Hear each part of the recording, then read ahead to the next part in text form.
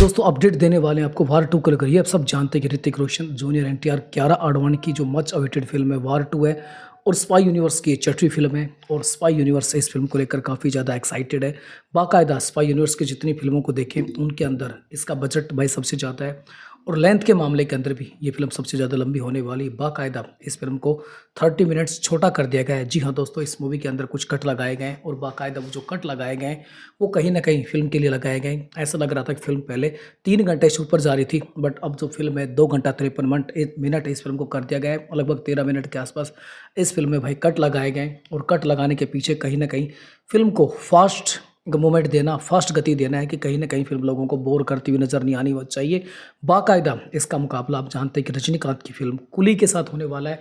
सो भाई एक बड़ा मुकाबला है तो बड़ी तैयारी करना बनता है। सो यहाँ पर ऋतिक रोशन के सलाह के ऊपर, ऋतिक रोशन के सजेशन पर इस मूवी को कुछ छोटा किया गया है। इस मूवी के साथ पोस्ट क्रेडिट सीन भी होने वाले हैं, जिससे इस मूवी का उस पोस्ट क्रेडिट सीन से दूर दूर तक कोई लेने देना नहीं है। उस पोस्ट क्रेडिट सीन में आप मान सकते हैं कि शाहरुख खान, सलमान खान और वहीं पर रणवीर कपूर, जी हाँ दोस्तों, उनको दिखाया जा सकता है। उनकी जो अपकमिंग फिल्म आने वाली है जो इसी फ्रेंचाइजीज का भाग है, उनसे कहीं ना कहीं कनेक्शन जोड़ा जा सकता है। लगभग 10 मिनट के आसपास एक स्पेशल मान सकते हैं कि पोस्ट क्रेडिट सीन शूट किए गए हैं जो इस मूवी के एंड के अंदर वो दिखाए जाएंगे। उन सब से भी ये मान सकते हैं कि इस मूवी की जो हाइप है उसको बढ़ाया जाएगा। अयान मुखर्जी ने इस मूवी को डायरेक्ट किया है और अयान मुखर्जी एक ऐसे डायरेक्टर हैं जिनके कैरियर को अगर हम उठा के देखें तो बहुत ही सॉलिड ज़बरदस्त मूवी बनाते हैं। चाहे उनकी पिछली फिल्म आप ब्रह्मास्त्र उठा के देख लो, और इस फिल्म के बारे में उन्होंने कहा है कि वो बहुत बड़ी एक्शन से भरपूर फिल्म बना रहे हैं। अगर टीजर ट्रेलर को देखें तो ऐसा लगता है कि भाई बिल्कुल कुछ उसी प्रकार की फिल्म है।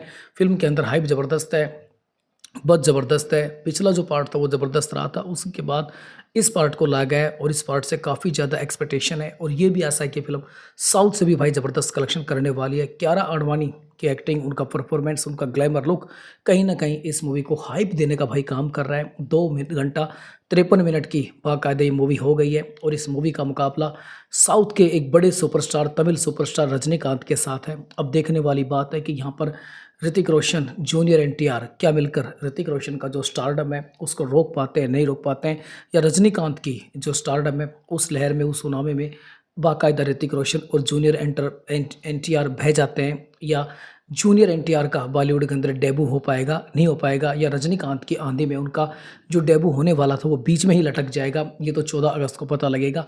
लेकिन ये कन्फर्म मान सकते हैं कि देश की आज़ादी का सेलिब्रेशन 15 को होगा, लेकिन उसी से पहले कौन जीतेगा, कौन हारेगा, कौन झंडा फहराएगा, भाई ये फैसला 14 अगस्त को हो जाएगा।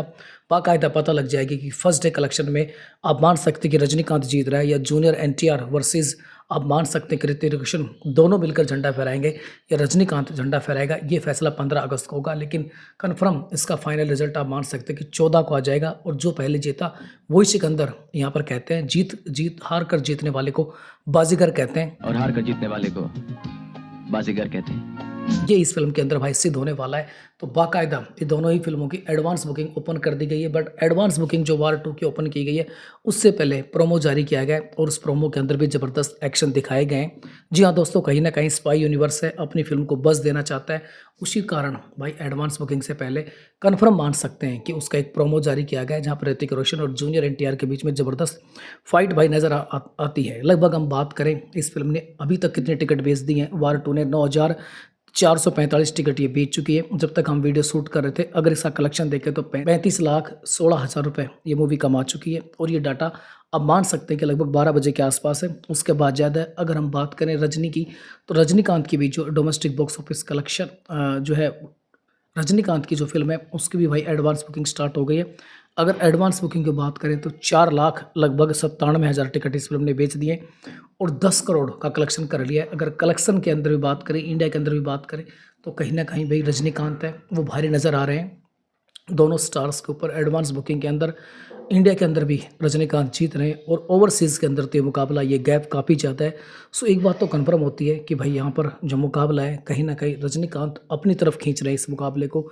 ऋतिक रोशन और जूनियर एनटीआर एक बड़े स्टार हैं, बट इन सब के बावजूद भी जो मैदान है उसमें जो जीत है वो कहीं ना कहीं मुझे लगता है कि रजनीकांत की तरफ जा रहे हैं। झंडा यानी कि रजनीकांत ही फहराने जा रहे हैं। आज की रिपोर्ट को देखा जाए तो ये कन्फर्म मान सकते हैं, जबकि दोनों मूवीज़ को लेकर जो स्क्रीन है वो भी आप मान सकते हैं कि जी हाँ दोस्तों, लगभग वार 2 को 5,000 के आसपास स्क्रीन मिले हिंदी बेल्ट के अंदर, जबकि आप सभी जानते हैं कि वार 2 हिंदी, तमिल, तेलुगु के अंदर रिलीज़ होने वाली है।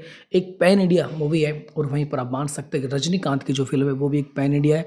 बट रजनीकांत को हिंदी बेल्ट के अंदर जो स्क्रीन्स मिले हैं काफ़ी कम है। लगभग 1,000 के आसपास स्क्रीन मिले हैं, लेकिन फिर भी इतने कम स्क्रीन मिलने के बावजूद भी एडवांस बुकिंग के अंदर जो रजनीकांत हैं वो कहीं न कहीं मैदान मारते हुए नज़र आ रहे हैं। और वो मैदान इंडिया प्लस ओवरसीज़ दोनों ही जगह पर रजनीकांत अपना परचम फहला रहे हैं। अपनी आंधी, अपनी सुनामी के द्वारा वार 2 को डुबोने की कोशिश कर रहे हैं। तो कन्फर्म रूप से अभी तो ये नज़र आ रहा है कि भाई इस लड़ाई के अंदर रजनीकांत जीत रहे हैं। उनका जो एडवांस बुकिंग जो कलेक्शन निकल कर आ रहा है, चाहे इंडिया हो चाहे ओवरसीज़ हो, हर जगह ज़बरदस्त है। लेकिन आप मान सकते हैं कि अभी फाइनल लड़ाई नहीं है, अभी लड़ाई की शुरुआत इंडिया के अंदर हुई है। अभी देखना होगा 14 तक कौन सा फ़िल्म जीतती है, कौन सी फ़िल्म नहीं जीतती है।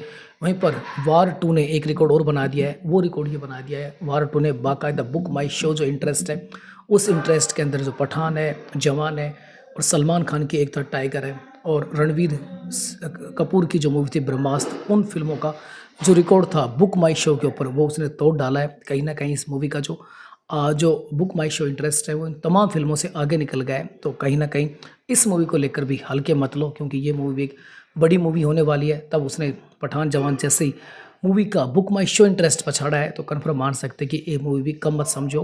अब देखने की बात होगी कि 14 अगस्त को कौन सी मूवी जीत रही है। बाकी आप कौन सी देख रहे हैं, लिखिए कमेंट बॉक्स में।